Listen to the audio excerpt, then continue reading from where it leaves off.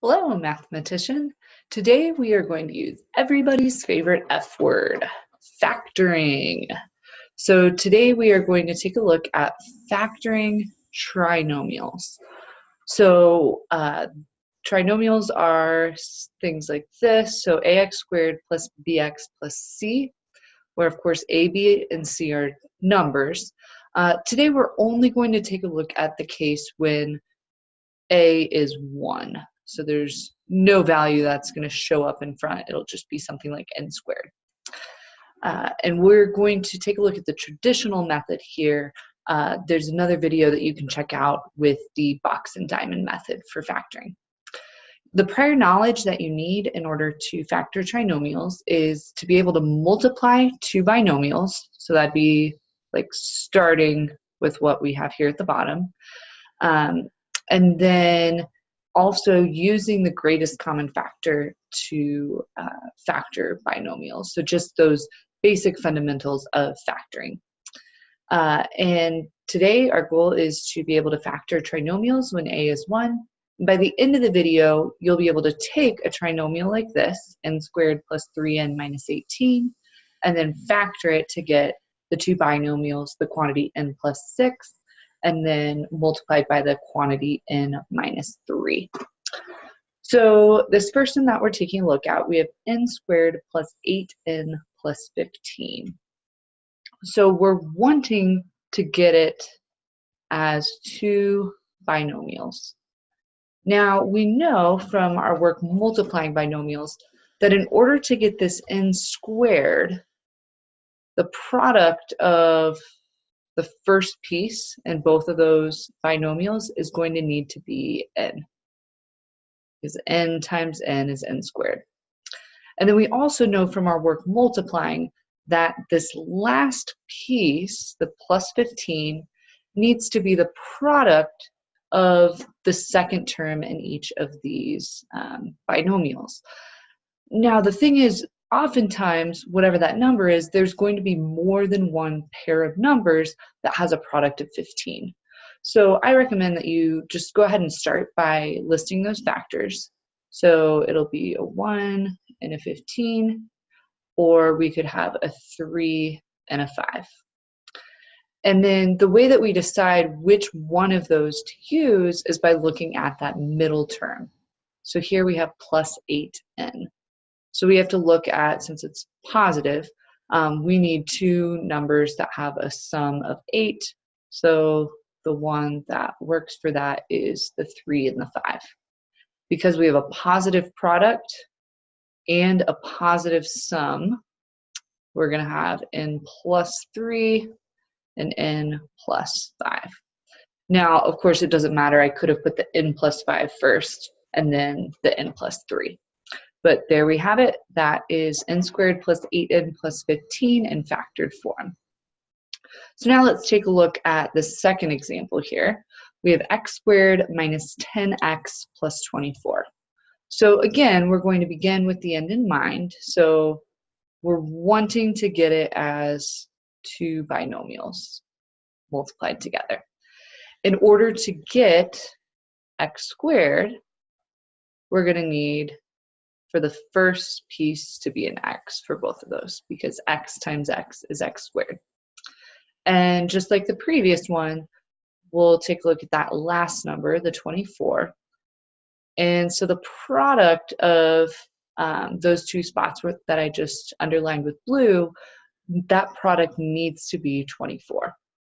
So most people find it helpful to start listing out some factors that'll work there. So 24 has a few. So we have 1 times 24, could be 2 times 12, could be 3 times 8, or it could be 4 and 6. Now, you'll notice that we have a positive product. So we know that a positive times a positive will give us a positive, or we could have a negative times a negative, which would also give us a positive. So in order to know what our sign should be, whether they should be positive or negative, we look here. So because we need a negative sum, we're going to be using the negative times a negative equals a positive. So in short, what we need is we need a factor pair that adds up to 10. So as we look here, we see that that would be 4 and 6. And so then we'll have a -4 and a -6. So again, we knew that the signs had to either both be positive or both be negative because we needed a positive product, positive 24. But because we needed a negative sum, that's what told us they need to both be negative. So we have that x squared minus 10x plus 24 equals the quantity x minus 4 times the quantity x minus 6. So that's that trinomial in factored form. Let's take a look at one more example here. And I was careful in what I chose with my examples. For this first one, we had both were positive. The second one, we had the first sign was negative, the second was positive. And then in this third one, we have the first sign there is positive, the second is negative, because the way we think through them is slightly different for each. So again here for example 3, we have b squared plus 2b minus 35. So we're trying to get two binomials.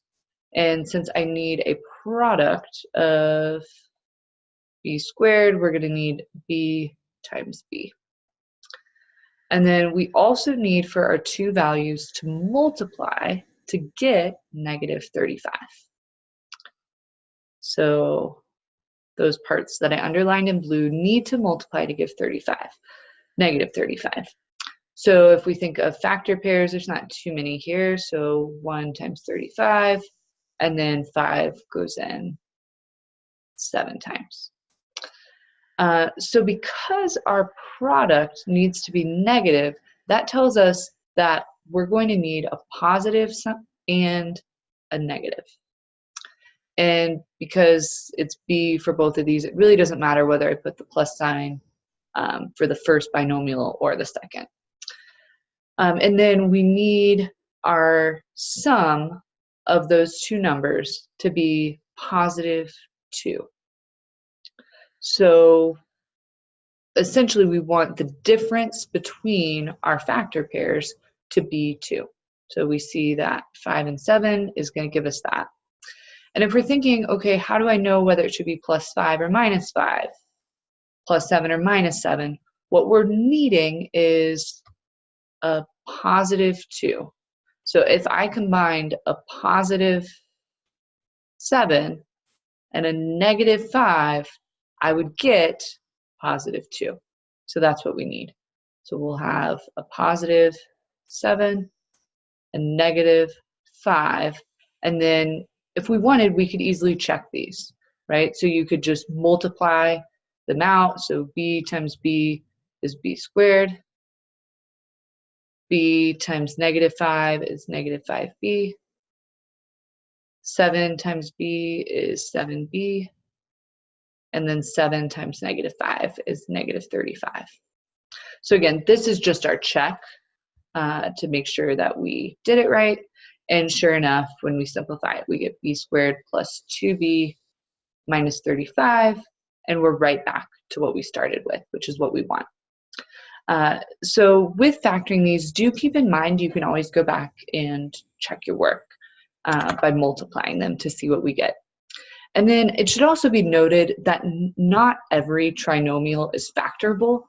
Honestly, if you came up with a random one, it's more likely, a lot more likely, that it won't factor. But it is something that you'll come across a lot, ones that are factorable. So I just want to take a look and generalize the structure when we're factoring. And we did talk about this a little bit throughout the examples, but it's worth taking a closer look. So taking a look at this first one, if we have ax squared plus bx plus c, so both signs are positive within that trinomial. That means that we have a positive product, which tells us that our signs have to be the same. Because a positive times a positive is a positive, as is a negative times a negative. So positive times positive or negative times negative is what we know it has to be. But since we have a positive sum, then we know that it has to be both positive. So then when we're thinking about our signs and what we'll have, they'll both be positive. Now for the second case, we have ax squared minus bx plus c. So again, we have a positive product. So we know that it either has to be both positive or both negative. But when we look, since here it's a negative bx term, that means we need a negative sum. So this is the case that we're looking at for this one. So that means both of our signs will be negative. And then for this last one, when both signs are negative, so ax squared minus bx minus c, we have a negative product. So in order to have two values that multiply to give us something negative, one is positive and one is negative. That's the only way that it can work. So anytime that that number there at the end is negative, we know that one has to be positive, the other has to be negative. Of course, it depends on exactly what this b value is, how to know which one should be positive and which one should be negative. You can take a look back at example 3 to see how we figured that out. So now if we take a look back at what our goal was, now we've taken a look at how to factor trinomials. So you can give this one a try, n squared plus 3n minus 18. The answer's there for you to check. And then if you'd like to see more examples or have questions, definitely post a comment down here at the bottom. And do make sure you subscribe to Summit Learning's YouTube channel so that you know when new videos are coming out. And also check out our website for more great resources. Thank you. Bye.